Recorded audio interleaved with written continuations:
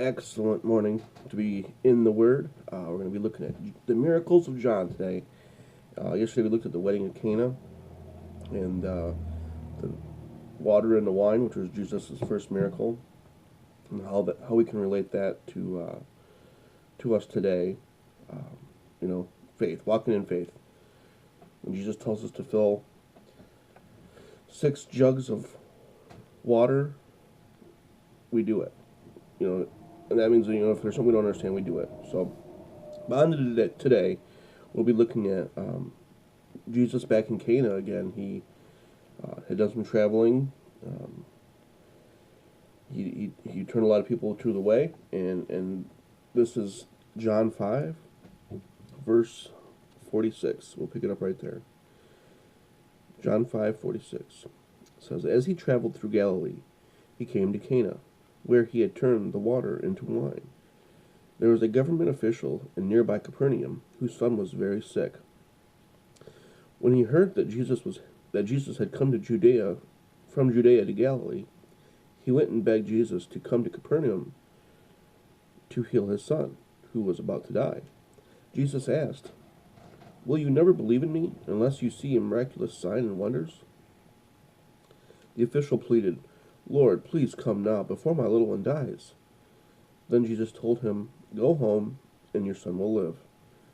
And the man believed what Jesus said, and he started home. While the man was on his way home, some of his servants met him with the news that his son was alive and well. He asked them when the boy had begun to get better, and they replied, 'Yesterday at noon, or yesterday afternoon at about 1 o'clock, his fever suddenly disappeared.' Then the father realized that was the very time Jesus had told him, 'Your son will live.' And he and his entire household believed in Jesus. This was the second miraculous sign Jesus did in Galilee after coming from Judea." Okay, so a couple things with this miracle is the official um, apparently traveled at least 2 days to come see Jesus. Like, it wasn't just a around the block thing, because it said he was traveling home, and they said yesterday at noon, or yesterday afternoon at 1 o'clock, his fever suddenly broke. So the next day, he was still on the road home, still walking home. So he'd come from a distance. He'd come from a ways away. So that speaks to how much he thought Jesus could do. Like, he didn't think he was wasting his time by walking a day and a half to go see Jesus because his son was dying. Rather than staying at home with his son and comforting him and doing whatever he could there, he thought it was a better use of his time to walk at least a day or so away, um, and just try to appeal to Jesus. So that speaks to one thing, to Jesus's to the healing power that people believed he had at the time.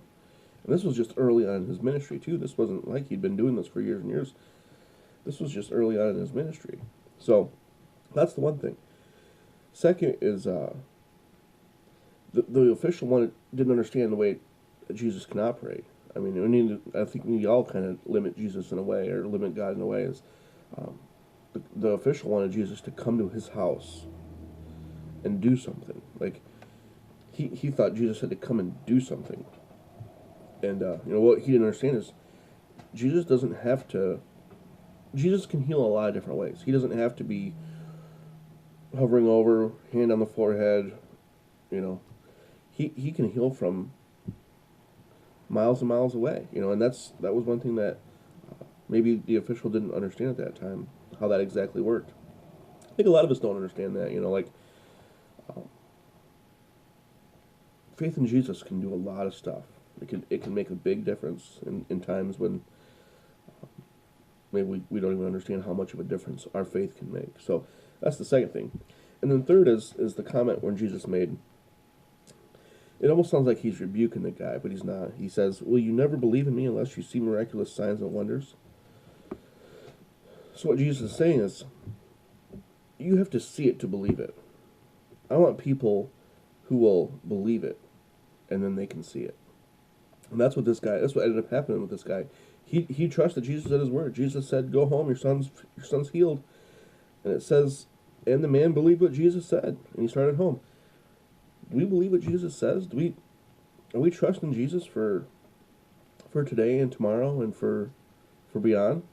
Um, we're Peter even said, blessed are those you know who believe and have not seen.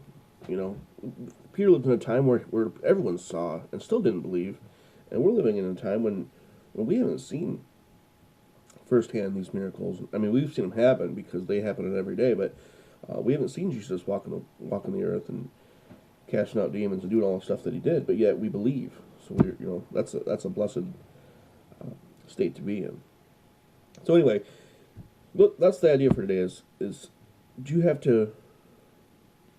Are you doubting Thomas, or are you this official who can believe it without having to see it?